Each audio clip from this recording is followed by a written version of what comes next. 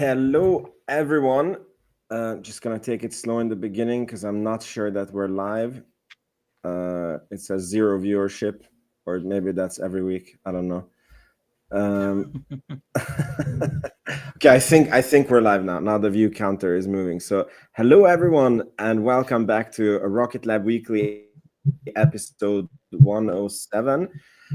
We have full house today with Maddie from the block, Scotto, and Dave G.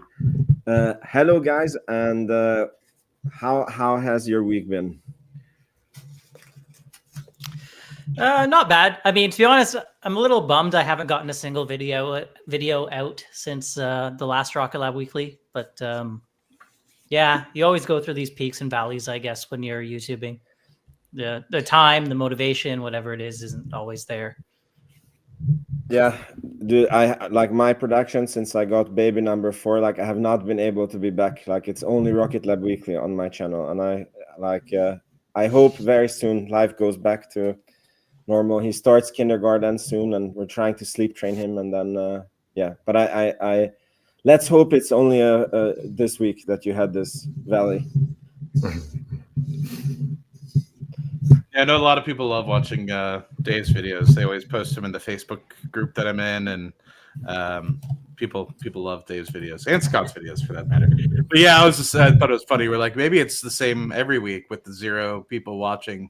We've just been talking to ourselves for the past 107 weeks, and it's all just been a complete dream, and it's not real. But yeah, no, a phenomenal week. About 1 or 2% from all-time highs for me, and continues to be fun, and excited to be here and chat with you guys for the next hour or so. Nice. I had a good week as well. I did hit all-time highs, largely led by EOS. That's just continued to just outperform everything. And I actually trimmed a little bit. I was earlier in the year, I was kind of like looking at the $10 mark, and that was going to be my kind of point to trim. And then the more I thought about it, the more I'm like, no, it's hitting 15 this year. So that'll be my mark. And on Friday, the stock actually went down with all the China US tariff talk, which to me didn't make a lot of sense because EOS doesn't have to worry about any of those rare earth materials because, well, they just don't have them in their batteries. And also their batteries are sourced, like 91% of their materials come from within the US. So it seemed weird that there was a sell-off on Friday, but then I guess the market just took the weekend to digest and it popped like 23% on Monday. So what was going to be a $15 trim was like a $16.75 trim. So can't complain about that. And bought a bit of Shift 4, not a lot, just maybe like 1% of the portfolio worth. And that's probably going to be it for the next month or so as we kind of head into earnings season. Especially like kind of leading more towards that first week in November where it just seems like all the companies report within that same first week. So yeah, a lot of excitement, but yeah. Do you mind if I ask, Scott, do you try to keep like a certain level of cash on hand at all times, or yes, yeah. So you don't want to be like fully invested or anything. Exactly, and that's like kind of a point of frustration, honestly, because like I always mention like, oh, I'm trimming, and people would be like, you're missing out on a generational opportunity, and I'm like I don't know, I'm just trying to keep cash for when the rain comes, so to speak. So it's not that I'm like, and to be clear, like I don't think EOS is anywhere close to being done, but it's just like, it's not unrealistic for any given company in the portfolio to have like, negative 20, even 30% on earnings. Like even Tesla has had those in the past. And if that's like a quarter of your portfolio, you're going to feel it, so it's a bit of risk mitigation, but also like just kind of keeping that cash at the like 10 to 15, or sorry, the like more like 15 to 20% level. So yeah.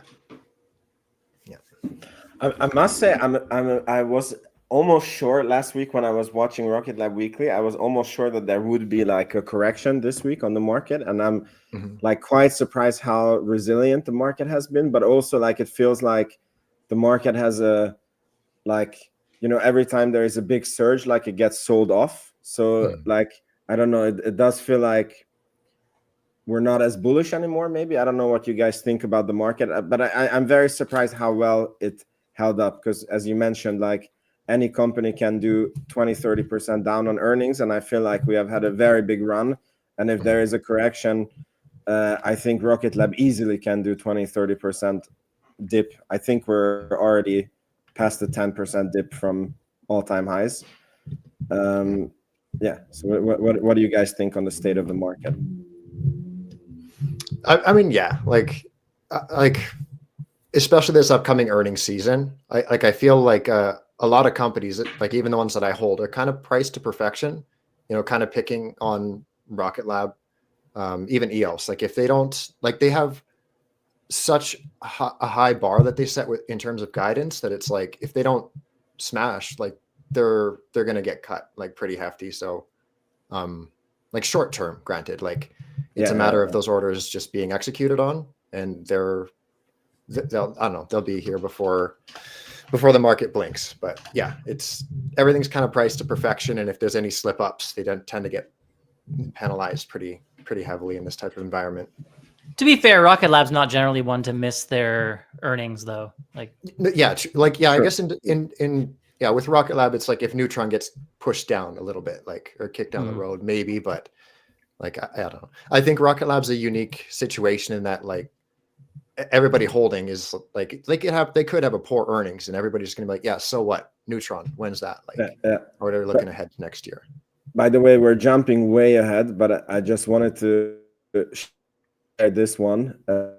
So Morgan Stanley came out with a bull case of 68 and bull case of 107 price target for Rocket Lab, and a base case of 68. Now that we're speaking about valuations, and I'm always like curious how the banks get these valuations, right? And then when you go into the details of this, like this is like speak about being priced to perfection. Like they are comparing the price to the 2029 price to sales ratio, and the 107 would be like a 33 price to sales of 2029 earnings.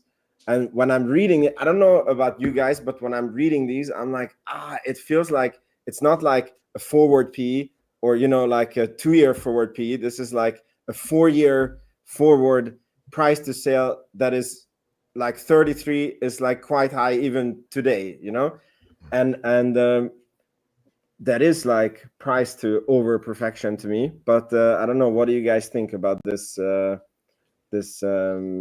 Yeah, I mean, I like to look at least 5 years out when I'm making my DCFs. I think you do as well. So, 2029 doesn't seem crazy. A 33 PE, I would say doesn't seem too crazy either, really. No. Price to sales. Oh, price to sales. Oh, yeah. And it's not discounted. You understand? Like we are today at 33 price to sales 2029. Oh, okay. No, yeah, I have to take a read on this one. Mm-hmm. Now, to me, I've always looked at things like what am I buying this for, right? I'm never buying it for tomorrow. I'm never buying it for the next year. I'm always buying it 10, 15 years down the road. And so that was always my thought process with Rocket Lab. Like, where could it develop into? And so, you know, I understand if you look at it today and maybe even 2 to 3 years from now, like what are you going to be executing at that point? But this is a space company. Like, you think about how long of a wavelength it takes for things to get into space, and what we're going to be doing by then, it's just going to be getting started, right? Like, constellation that Rocket Lab is going to have is really just going to start to hit its stride at that point, and we might be at best 1-2 years in to launching the Flatelites into Rocket Lab's like meta constellation. So how many can you actually launch? And if you think about it, you're not at the medium term cadence. I'm not going to try to put words in Sir Peter Beck's mouth, but I don't think you'd be at the dream or the medium term cadence that Sir Peter Beck would want, which is 2 neutrons a month, and launching, say, 15 or so Flatelites plus for each one of those. So you think about it, yeah, you could say, oh my God, it's 33x 2029 sales, but at the same time, it's like, well, if you think about it, where are we going to be in 2035, right? And how quickly after you get that ramp up, so these price targets, I think a lot of times people take them too seriously. And I think that people just need to understand, like, where do you think the company is really going to be in 10 years time? Not really the next 2, 3, 4. And what are they going to be developing by that point? And so, take some of this stuff with a grain of salt. As you can see, everybody's price targets are literally all over the place. And it's important to see and kind of get into these numbers. This is at least detailed enough where you can say, okay, I could at least poke holes at it. But sometimes you don't even get to have the opportunity to poke holes. Like Bank of America will be like, oh, it's $50. It's like, well, how'd you get to 50? Like, it doesn't even come out with it. You just see a headline, and then everyone's just like, oh my God, it matches what it is today. Maybe I should sell. And it's like, well, and so to me, I always hate when people are like, what do you think the price target is? It's like, well, price target, like, are you talking about today, tomorrow, 10 years from now? And it really also depends upon who's asking the question. What do they want? Do they want it for today, tomorrow? They might be looking for something to moon within the next 2 days. And he's like, well, I can't help you then, my guy. Like, I don't know what to tell you. So I always take these sort of price target sort of things with a grain of salt. It's interesting that they're saying their base case has a Neutron launch rate of 12 launches per year by 2028. Am I reading that right? Because yeah. that's not what the company is projecting. Is it more or less? Because when I was reading that, I was like, it didn't feel so aggressive, this one. No, yeah, because the company's been saying like 135 forever, and but 28 is like 3 years from now, right? Yeah. And they're talking 12 launches. Yeah. Because 28 would be year. That's why I'm confused. It's because 2025 is year 1, and then 2026 is year 2. 2027 is year 3. That would be 5, and then they're going 12. Yeah, exactly. I would say debatable that 25 is year 1, but I guess that's the you're bringing up a good point. So what if the launch happens in early 2026? Then do you think that that's it for the year? Because I think that then you kind of like the 135 kind of slips into 2026, and then I think that in 2026 we should have still 3 launches, because one got delayed from 25 into 26, and then you could have 4. But yeah, I think if everything goes off without a hitch, then yes, right? But if obviously you need to do some tweaks, or something about the design might be tough, but you know that there's more than 2 Neutrons currently developed, right? I mean, I think we're all in alignment that they're not working on serial number 1 right now. They're probably working on serial number 2 and 3, and they're still doing testing on serial number 1 to be able to get it to be prepared for flight potentially by the end of the year. So they designed it to be able to develop as many as possible, like as soon as possible, and eventually it'll ramp down over time rather than ramp up. Yeah.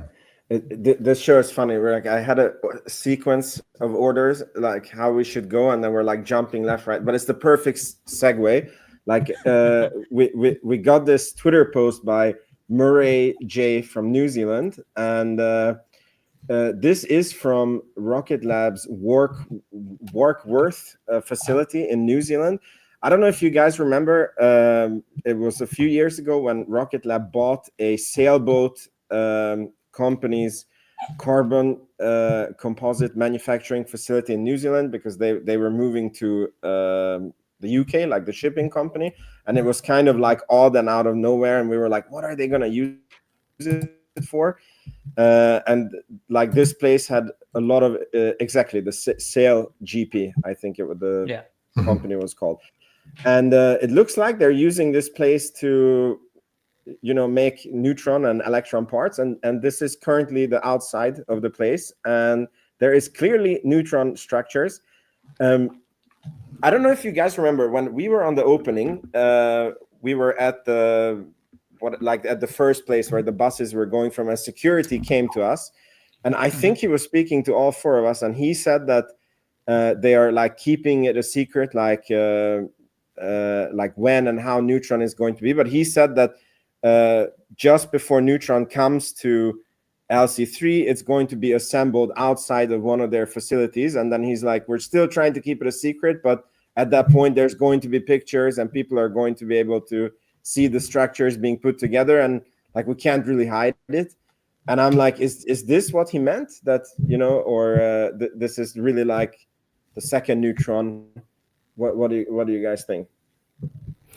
My take on that is that the pictures were going to be taken like near LC3, kind of more as a setup there. So it's a little bit surprising to see this facility in particular, because I thought that it would be out of the it was the Lockheed facility, right? That is going to be doing Maryland, I think, was where they're getting that big carbon fiber printer.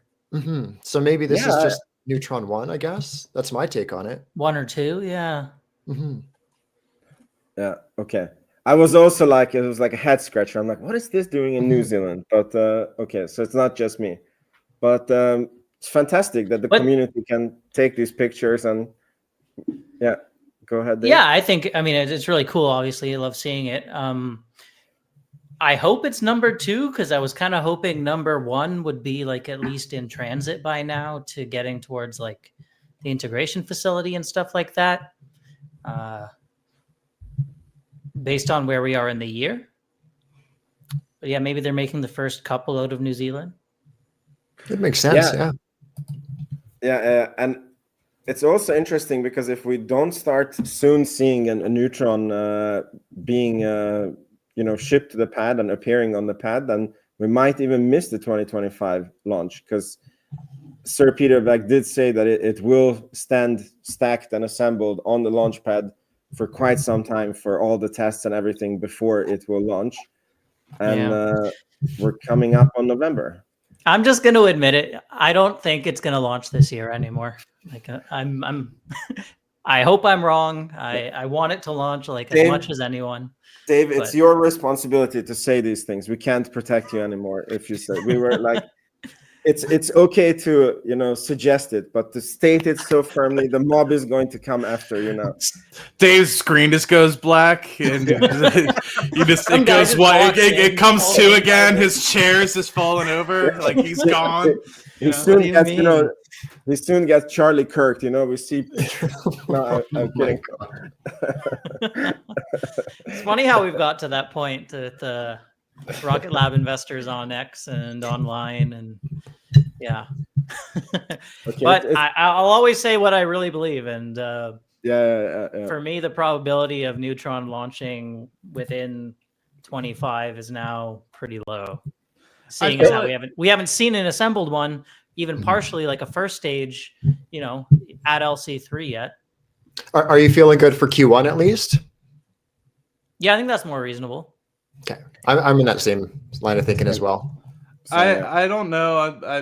I'm always an optimist, glass half full kind of guy. I'm curious to see what they say, the commentary that they have, the updates. They always give phenomenal updates during the quarterly results. So I think in 2 to 3 weeks, when you have the opportunity, I'm assuming it's going to be a Tuesday. I don't know if they've released the date for earnings yet, but it's generally the first week or so, first Tuesday, I believe, of the second month of the quarter. So kind of curious to see what commentary they have around it. And I'm assuming that if they know that there's any showstoppers, they'll, with a month and a half or 2 months remaining in the year, I'm sure they would definitely would state something that at least it's going to be in the first quarter versus the fourth quarter. I don't want to jinx it too, but I heard it's kind of secondhand, but it's out there. Apparently Tim Dodd, the Everyday Astronaut, mentioned that he's got something lined up with Rocket Lab that he's going to go to LC3 once Neutron is set up. So not saying anybody to follow Tim Dodd too closely, but like on YouTube, yes. But I mean, like physically don't follow him. But if for some reason he's in Virginia, probably a good indicator. But I mean, I guess at the same time, we'd probably see a bunch of photos by then of Neutron being on the pad. So yeah, you'd think so. I mean, we've got people out there like, it used to be Wallops Vantage, but I think he changed his handle. But he's giving us pictures all the time, which is great. So you'd think we'd see even before Tim gets there. Maybe. Yeah. I'm sure we're going to. I mean, like, yeah. we see neutron structures even from New Zealand where we're not even expecting it, you know, and Wallops is actually being watched by the community. So cool. All right, so now we maybe try to go back to order. So we had a launch this week. It was the first launch, I believe, of Q4. 15 launch in 2023, and 7th mission for Synspective. And it had a special, of course, I don't have a picture of it, special fairing. I think they called it the arrow fairing, where the satellite was a bit too big and was like sticking out of the rocket. Mhm. Yeah, I don't know. Do you guys have? Oh, of course, Matty from the block updated his chart, and Electron is officially 20 launches in the last 343 days. So that is amazing. Cadence going up. I really like this chart, Matt. The trailing 12-month launch rate. I think it's very useful. Yeah, there's a few others that I've started to look at as well that specifically focus on 2025. Not sure if you have those, Vince, but basically it shows like even if you were to play out the last pretty much 3 months of the year, if you were to use the same trend line, now that we're at 15, we should be able to get closer to 20. It's actually a pretty interesting graphic. You'll see that you have launches of anywhere between 3 to 5 in a very quick succession. And I think we've always noticed this. And you always have like a month or a month and a half of quiet time. And then you have another 3 to 5. So it's pretty interesting to see because it's maybe I can find it and I'll send it to Vince in the private chat. But I was just thinking is like, I have a question then for Sir Peter Beck in that, man. I don't know if it's just like a optimal time when, the Earth is, rotating, if during certain parts of the year or what have you, if it's better to launch than others. Obviously, I know that's the case, right?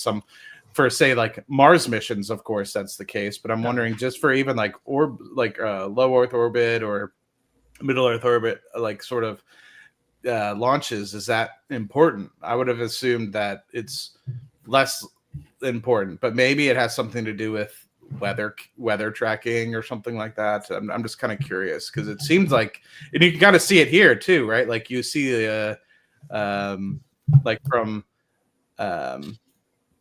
500 days to 1,000 days, you'll see like a pretty decent ramp up, but then it flatlines. And then same thing from like 1,250 days to 1,500 days, you see a ramp up, and then it kind of flatlines. And then so you see this like oscillation almost that goes above and below the curve. And it seems like right now we're on a very high step up cadence. And will we be in a flat line for some time, or will we continue? Like, are we going to buck that trend a little bit where you kind of oscillate above and below that trend line? It's an interesting one. I'm kind of curious if this is happenstance and it just happens to be that way, and it shouldn't read too much into it, or if it's something that has an explanation. Yeah. We let's hope we get an interview again with Sir Peter Beck, and then we can ask him. All right, let me see what we have left. Okay, so then this week there was actually an article posted or written by Sir Peter Beck in Space News, and it's about the Mars telecommunication orbiter. I don't know if you see the article is by Sir Peter Beck. It's funny how they don't write Sir. Yeah, maybe that's even something he wants. You never know. He might put like by Peter Beck, not Sir Peter. I don't know. Could be. Yeah. So I don't know if you guys have seen it. It looks like they're really going all in on this Mars telecommunication orbiter, and it kind of makes sense when you read what they're saying, that you can't really do anything on the planet if you have a 8 kilobytes a minute communication with Earth. It's kind of hard to do anything there. I'll be honest, I had trouble getting through the paywall, so clearly I need to subscribe to Space News because since they, closed that I don't off. think this is behind the paywall. I'm not surprised. Really? When I clicked on it, I wasn't able to get through. Really? But maybe it's just I guess other people didn't have that problem. Oh, there we go. Eastern Shore Space Flight.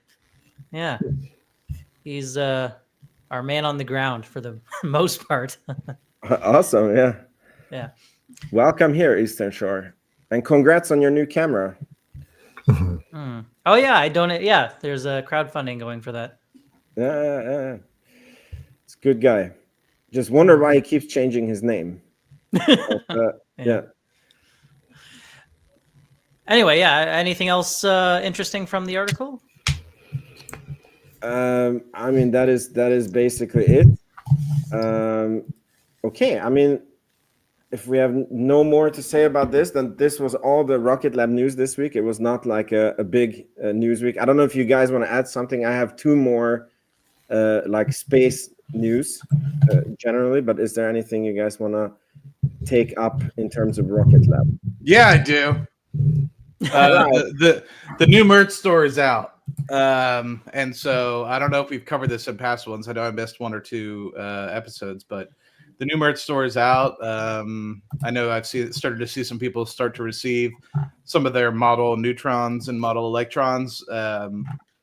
And obviously this means when we had a previous conversation with the execs, they basically said like they're gonna have to go through rigorous testing and rigorous design looks if they were ever to make any sort of Lego or model for Neutron. So the fact that they're now selling a Neutron means it is Sir Peter Beck approved, and he definitely isn't going to let some company build some shit product, as we know. And as you can see in my background, as I have a T-shirt hanging up,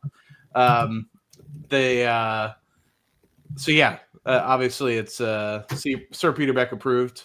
So I'm curious if anybody in the chat has bought one. I know Francisco, I think you bought one. I have yet to order one, but excited to get at it. I've been looking at it. I just haven't hit the buy button as of yet. But feel free to look. There's a lot additional things coming, like backpacks, etc. So always love to see people supporting.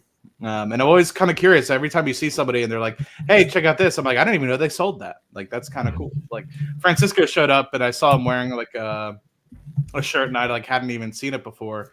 So yeah, it's always kind of cool to see. Anyway, it said it was 400 different pieces.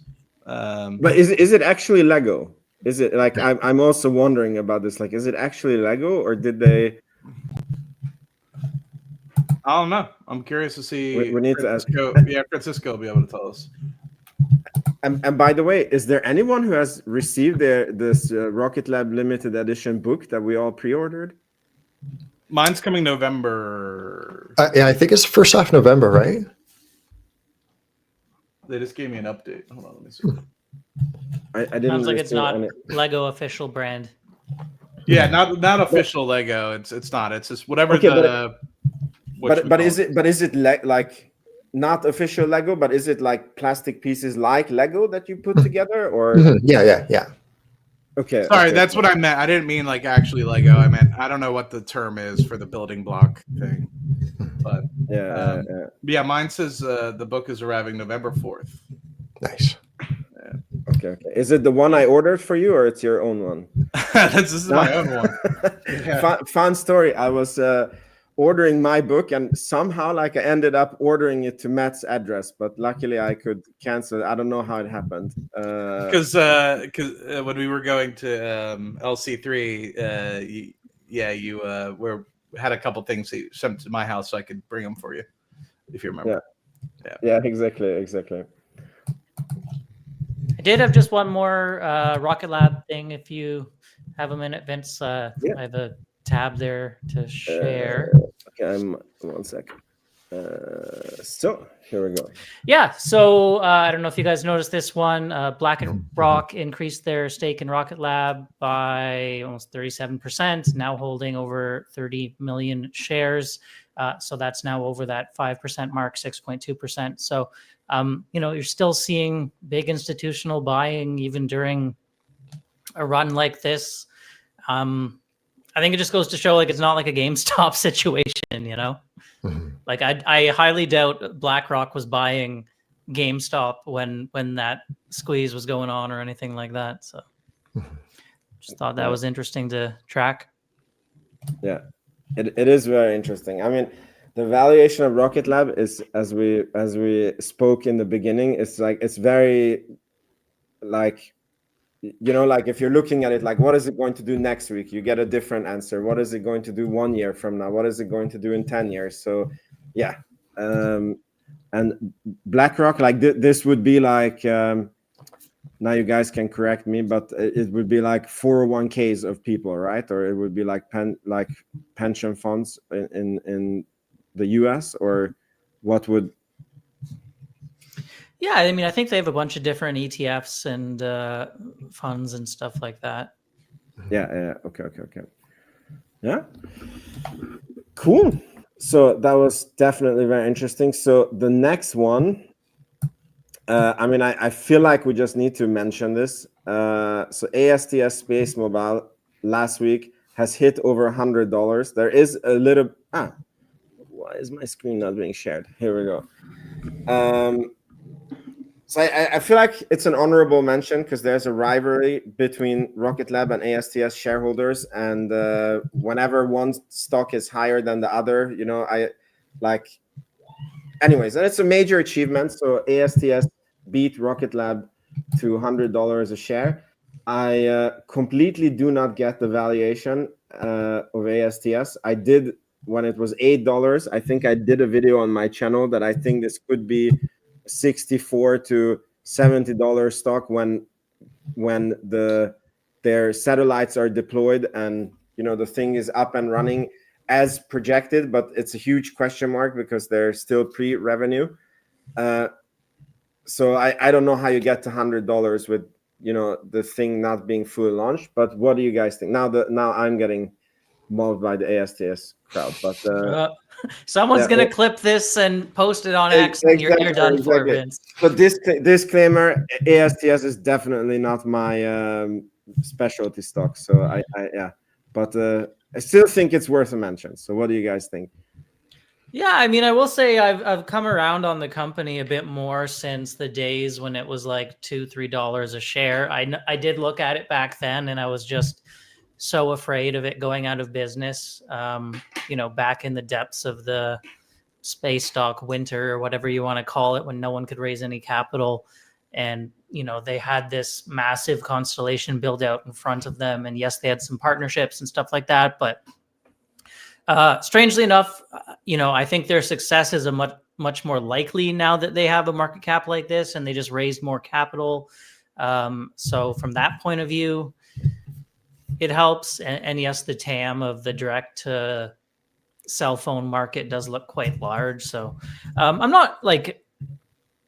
certainly not short them or anything. And, you know, I don't think it's a scam company or anything like that. I would like to see their launches get going, you know, a bit quicker, but we'll see what happens. I see there's quite a pullback as well. It's closed at 84 as of Friday. As we were saying, that our space stocks easily can do 20-30% on a pullback. I'm pretty sure I caused that by screenshotting the stock, so it just proves me wrong whenever I take a screenshot. Once again, Dave's gonna get taken out with a black bag over his head. AST Space Mob's coming for all four of us, guys. But yeah, no, I agree with you. I think the stock has proven that it's able to go way up in valuation, and I think that it's great for being able to raise capital, like you stated. And now it's really just up to getting launch cadence and execution underway, right? And I think that, you know, with a company with very little revenue at the moment, they're still predicting, I think, 50 to 75 million. I think by the first half of 26, if not the first quarter or something along those lines. So fingers crossed for those guys that they're able to really get the launches up, and now it's just about execution. And so wishing everybody well, because of course with success at AST, I think that will be a demonstration of the potential that Rocket Lab may have. I know it's disparate in terms of what they're trying to achieve but I think it'll at least show that the potential is there for space. And so I think, together they're obviously trying to push the industry forward. And so to me, I'm curious to see when these guys execute. Hopefully they execute well, and I'm curious to see how it pushes everything.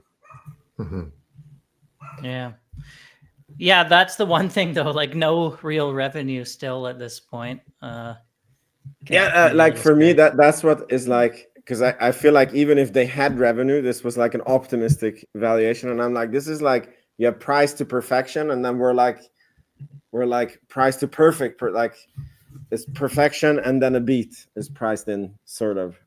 So what is this in terms of market cap? The like 85 to 100 range? I actually don't know. I think it's close 100. I think it's close to 50. I think they have about the same amount of shares as Rocket Lab. I think 50 billion. Yeah. Just looking now. Or 30 billion as of like $84. That's crazy. So maybe they have. Does that mean they have more shares? Well, they have been diluting, so I guess they have closer to 6. Wait, does that mean they have less shares? I'm not smart. I can't do math in my head. But I agree with Scott. Like for me, it's shocking, but it's not my stock. Like don't listen to my opinion. I don't know what I'm talking about when it comes to ASTS. It's just it's a pre-revenue company, and I'm shocked that it can be. But ironically, exactly as Dave says, like the higher the stock, the safer it is, because then they can raise money and they get a longer and longer runway the higher the stock goes. I mean, there's some smart people out there that have invested in this. Like, Ampan Man's pretty smart. There's this one professor I was following on X who's been talking about it a lot, and he made some money off of it. So, I try to learn like who's smart out there, because I know I can't follow everything in depth. Mm-hmm.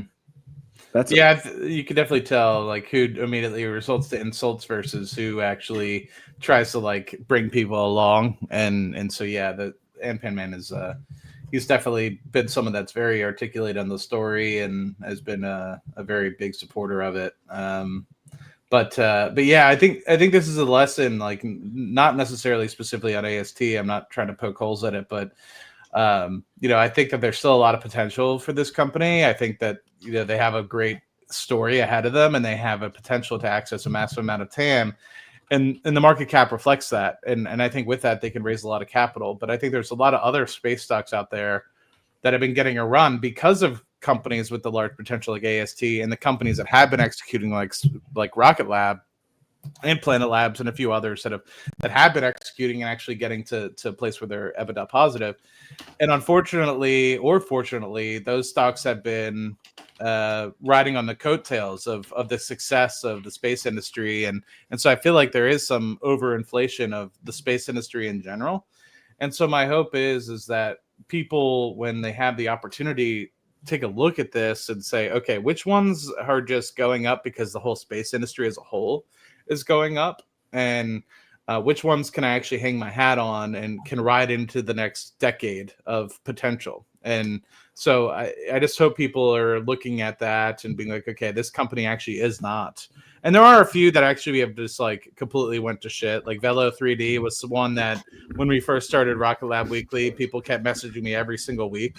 They'd be like, Matt, invest in Velo 3D. And I'm like, this isn't going to work, my guy. Like, I don't think. And of course, now it's a complete penny stock, and hopefully it turns around. I don't want anybody to go bankrupt, but you can tell certain companies just aren't in the financial footing or have the execution to be able to make it work. And so I just want people to realize, like, if you're invested in sort of tertiary or secondary space companies that may not, have the financial runway or the execution ability, to just be cautious and tread lightly and use the opportunity. Because like Vince said, these things can drop 20-30% of the drop of a hat, and some of these other companies can drop 80 to 90% depending upon really where they're at and their financial framework. So just be cautious out there. And that doesn't just go for space, that goes for other places that are running very extensively right now as well, like renewables, nuclear.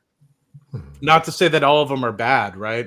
There will be the companies that succeed out of this, but when the market pulls back, it pulls back very, very aggressively, and prices that you thought you never get back to will show up again. So just hope that everyone plays caution. Are you saying it may not be time to go all in on Virgin Galactic right now? Yeah, that one. I had a lot of hopes for Virgin Galactic back in 2019 when I first invested in it, and man, just that was like a marketing. I'll just say, Sir Richard Branson is a great marketer, and does not have the execution ability of a Sir Peter Beck. If he did, then maybe we would actually have the ability to get some more people into space. But they have been able to get a few. So congrats to Virgin Galactic in that respect. I just expected a better cadence coming out of Virgin Galactic. And luckily I sold all that, likely at a good or break even or a slight profit. I know the covered calls I made a lot of money, but I moved all that into Rocket Lab when I realized that this was back in 21 or 22. Once I realized that, okay. So you're the guy that made money on Virgin. Yeah, I did. Yeah, I definitely did. Yeah. Chamath number 2. All right. Cool. Very interesting topic. So next one. Again, I mean, we basically segued right into this. Is Planet Lab is another space company that seems to be doing really, really well. I don't follow them as closely as I know. I think Scotto and Dave, you guys follow them very much. Do you guys want to give us maybe a short update on what's happening with them and what we can expect of this company now that they're a defense contractor? I'm completely out of Earth observation as of recently. I used to hold both Planet Labs and Black Sky, but I sold Black Sky, I think it was like 2 or 3 weeks ago.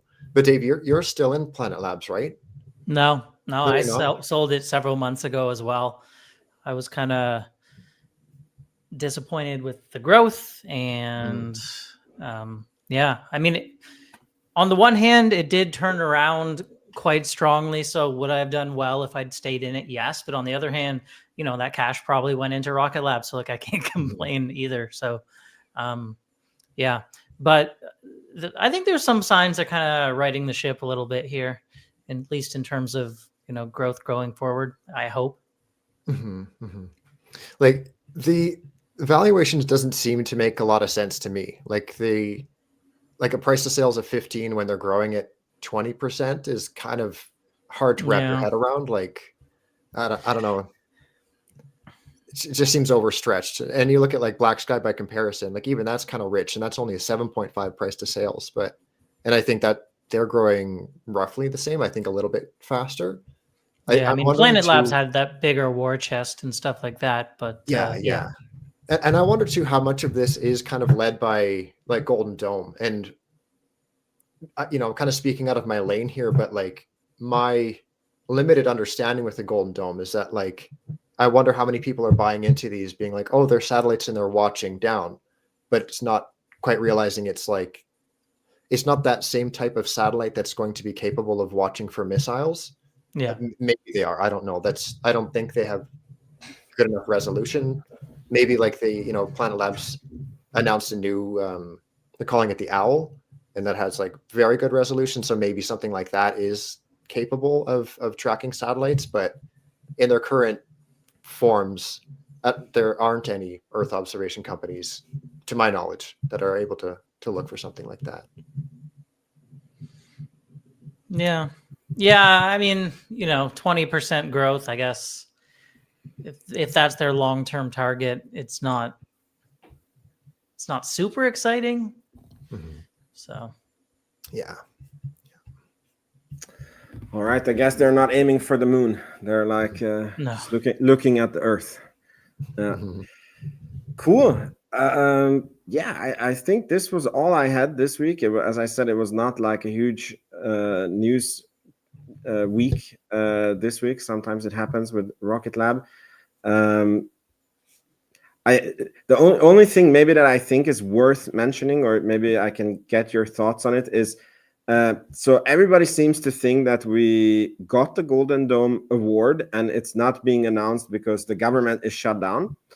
And the stock mysteriously ran a lot when it should have been announced. And the way I read the room is that people think it's like the insiders were buying, and it's like common knowledge that, or like an open secret that we did get a Golden Dome contract.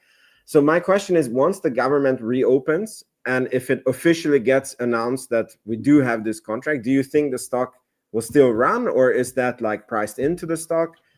And what would happen if, God forbid, we don't get the contract? I think you were muted there, Matt. Anyway. I'm just talking to myself, looking at this. Yeah, I'm not too sure which Golden Dome contract you mean. Like, I was looking for the SDA one, which I guess could be. Sorry, that's the one I meant. Yeah. Well, I guess that could end up being part of Golden Dome too, the whole SDA constellation. I tend to think if there's a big announcement, it could still run up. And I'm kind of like I'm inclined to think the opposite almost. I feel like it could be like a sell the news type of moment, or maybe even just like a, kind of like how it used to be, like, oh, we had a successful launch, so now we're down 10% on the day. It seemed like every time there's good news for a while, for some reason it'd sell off. And I'm kind of under the impression that so many people are expecting, like kind of what we were saying earlier, like everything feels priced to perfection, where even like the good news is like, oh, like if Rocket Lab does get another contract of like, 500 billion or 500 million, that it could be this like, oh, but it's not 1.5 billion. Like, okay, well, let's get rid of it then. That kind of a thing, where maybe the market's kind of expecting too much from these, but at the same time, it's like, I don't know, Rocket Lab's not a new kid on the block anymore. They're kind of proven. So to think that they're going to get just 1% of that pool, probably not, Okay, cool. What do you think, Vince? You're always the one asking the questions. I want to hear your predictions. I mean, I think that the way I read the market is that I think we're very overstretched in the very short term, like on many things. And then I think that the market is looking for an excuse to sell off.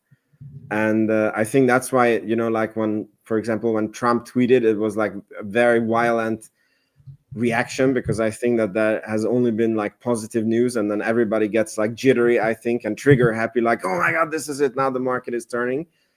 And again, I've been quite surprised how well the market has held up. And I'm worried that this SDA announcement has a little bit been priced into the stock, because we did run like super much into it. Mm-hmm. So simultaneously, though, we were seeing AST and others run. So yeah. It's not only a Rocket Lab phenomenon. That's very true. I mean, everything is running, right? So So yeah, but I'm a bit like with Scott that it might be like a sell the news event when it comes out. I wouldn't be surprised, but what do I know? So you're trying to increase your cash on the sidelines right now, or? That is definitely what I'm working on. I'm not doing it by selling my portfolio. I'm doing it by like doing anything I can to increase cash so that I can, send more to the broker account. So that is definitely what I'm doing. That makes sense. Yeah. Cool. I don't have more this week. So unless you guys want to say anything, I think this is a good. Silly question. Am I the only one still buying? Sounds like it. You're the lone wolf. Do you mean Rocket Lab in particular, or just kind of in general? Both, actually. No to Rocket Lab, but in general, kind of a little bit here and there. Yeah, a little bit. And then you don't have to answer this question because it's targeted, and I don't want you to also get a black bag put over your head. Has anybody sold any? Not lately. The last time I sold is at I trimmed. I can't remember the percentage, but it was like 54, whatever that was. Took a little bit off the table. Awesome. Nothing since. Yeah, I took a little bit off the table when I had to buy my new car. Understandable. Yeah. I don't know if that It's counts. been a while. Yeah, I don't think What? that counts. That's just That, life. that doesn't. Yeah. Yeah, that's like. Well, you're selling, I guess, but Yeah. yeah, I did buy those options. That was like maybe a month ago. So I guess if you consider that buying, I did buy, but that was always planned to be a short-term trade. Yeah, I don't know. Just gonna play it by ear. There you go. Okay. Yeah. No, I haven't. Other than covered calls, I haven't sold anything, and I haven't had any of my shares called away. And just liking that, at the $100 covered calls are out now. I feel like even with a strong announcement on SDA or something like that, $100 at least. It might get breached, but at least it gives you enough distance away where you could get yourself out of it. I mean, at that point, it's a $50 billion market cap. So it seems like it's a reasonable place to sell, and if you can make a little bit of money. So I've been trying to look at that myself, and have been making pretty good money on the covered calls side, but no, haven't sold any. Yeah, I was talking to someone who sold some covered calls at something way up there, and I was like, that does sound tempting, but at the same time, I mean, I don't want to entice anybody, right? Don't sell cover calls. Listen to me. I was thinking. I was literally looking at this the other day because I was like talking to my buddy, and I was like, man, you can get $2.50 at the time. Now the prices are retraced a little bit, but when it was up around $68, I was like, damn, for $100 by the end of the month or something like that, you could get $2.50. I was like, considering a lot of the shares I bought below $4, you think about it, it's like you could almost, with a month or two, get a lot of your initial cost basis back. But of course, then you can end up in a situation like Mr. Vince. Yeah, I mean, I remember thinking about it. Rocket Lab was like maybe $45-50 a share, and I'm like, well, I've already got a 10x in like a short order. Surely, like, it can't run that much more, and covered call could be safe. I never did it, but it was tempting. And here we are, $72. Like, obviously it dropped back down, but somebody never know. Yeah, somebody wrote to me that they're like, yeah, I'm in a similar situation like you with the cover call. Like, I have $50 strikes, and I can roll them to 60 until April with no cost. And I'm like, dude, your situation is so different. Thank God that you can do it, Well, that's what I'm saying, right? Like, you're like sitting there, like, don't sell cover calls. I'm like, I'm talking about selling cover calls at 100, unfortunately, for you, right? It is a different situation. It's like, if it does actually breach 100, I mean, I think I would have the ability to roll it out, and eventually you would have some sort of leveling off. I mean, I don't see this going to a $200 billion market cap tomorrow, but if it did, hey. Yeah, Famous last words. Yeah, exactly. I mean, what I have learned is like, I will only do cover calls like if I actually have the intention to sell, like otherwise it's like the stupidest thing that you can do ever. Like, I feel like I remember saying something about that. Yeah, some people. It's funny. I don't know why. Like, I learned the best on practice. Like when I make my own mistakes on everything. It's like, yeah. That is a good question. Andreas has brought up a good question. Do you still have that spreadsheet of all of our predictions? We're getting close. Yeah. I do. Can we pull it up? It might be spoiling a future episode, but okay. Did we have a plan for that? Okay. Yeah, good point. So maybe we hold off. I would like that one. I think is planned for a Christmas New Year's episode when we. Cool. When we look at it. Let's do that. Let's keep the anticipation up. Yeah, exactly. Tune in for Rocket Lab 115. No, I'm just kidding. Yeah. Cool.